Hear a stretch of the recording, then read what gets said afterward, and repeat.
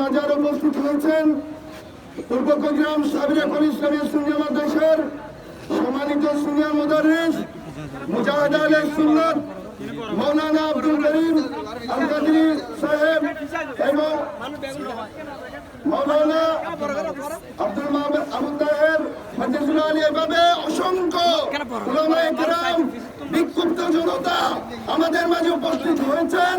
আজকের এই অবরোধ কর্মসূচি সফল করার জন্য প্রত্যেকের সহযোগিতা কামনা করছি। এ পর্যায়ে কথা বলবেন মাওলানা আবু তারেক নিয়াজি। আসসালামু আলাইকুম ওয়া রাহমাতুল্লাহি ওয়া বারাকাতুহু।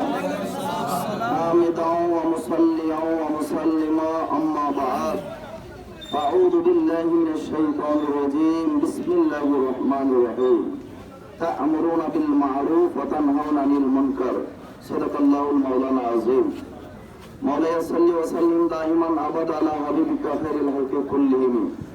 উপস্থিত সর্বস্তরের শান্তিপ্রিয়, শান্তিগামী, মুক্তিগামী বাংলার জনতা, আসসালামু আলাইকুম ওয়া রাহমাতুল্লাহি ওয়া বারাকাতুহু। আপনারা সকলে অবগত রয়েছেন, আমাদের নির্যাতিত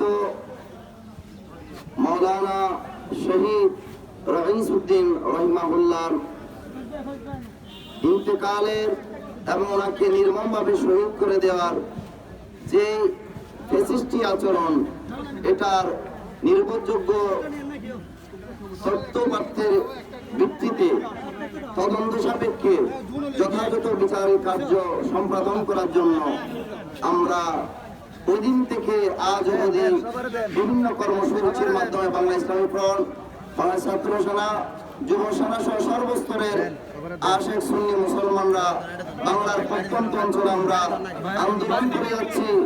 অত্যন্ত বরাক্রান্ত হৃদয়ে আমরা বলতে বাধ্য হচ্ছি, বাংলাদেশে বর্তমান দায়িত্বরত সরকার এবং সরকারের যারা গোয়েন্দা বিভাগ, NSI, সরকারের পুলিশ প্রশাসন সহ সরকারের সাথে সম্পৃক্ত যারা, তারা আমাদের এই কথাগুলা কর্ণপাত করতেছেন না। তারা মনে হয় আমাদেরকে বাংলাদেশের জনগণই মনে করছে না। অথচ আমাদের রায়ে, আমাদের দেয়া ক্ষমতা বলে, আমাদের ট্যাক্সের টাকায়, আমাদের টাকায় তারা বেতন ভোগ করতেছে, আমাদের পয়সা দিয়ে তারা গাড়িতে চলাফেরা করতেছে, খাওয়া দাওয়া করতেছে, মিটিং মিছিল করতেছে, এই দেশে বসবাস করতেছে, সবগুলা বর্তমানে আমাদের পয়সা দিয়ে। যারা আমাদের পয়সাকে, আমাদের বেতনদারি বেতন ভোগ করে, এরা আমাদের বাংলাদেশের মানুষকে বর্তমানে আমাদেরকে তারা মানুষই মনে করতেছে না, ঠিক কিনা? অতএব এগুলার জবাব আমরা সময়ে সময়ে ক্রমান্বয়ে দেব ইনশাআল্লাহ। এর একটা সময় গিয়ে আমাদের পায়ের মধ্যে পড়তে বাধ্য হবে ইনশাআল্লাহ। কোরআনুল কারীমের মধ্যে আল্লাহ ইরশাদ করেছেন, তোমরা বালকাদের নির্দেশ প্রদান করো, খারাপ কাজ থেকে মানুষকে বিরত রাখার চেষ্টা করো, দায়িত্ব পালন করো।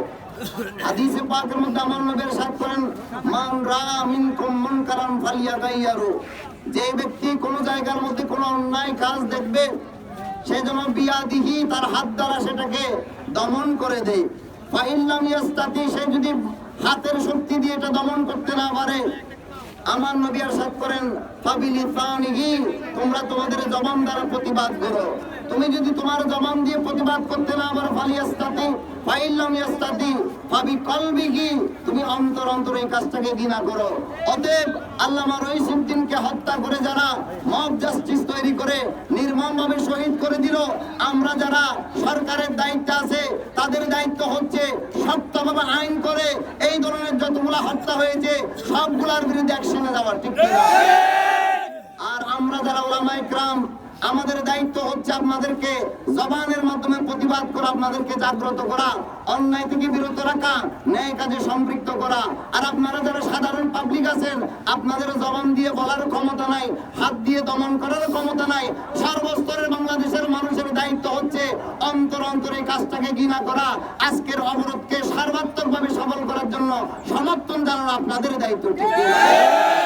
সর্বস্তরের বাংলার জনগণকে আজকের এই অন্যায়ের বিরুদ্ধে মৌন সমর্থন যে যেভাবে পারেন সাফল্যমণ্ডিত করার জন্য উদাত্ত আহ্বান জানিয়ে আমার বক্তব্য এখানে শেষ করতে দিই। আসসালামু আলাইকুম ওয়া রাহমাতুল্লাহি ওয়া বারাকাতুহু।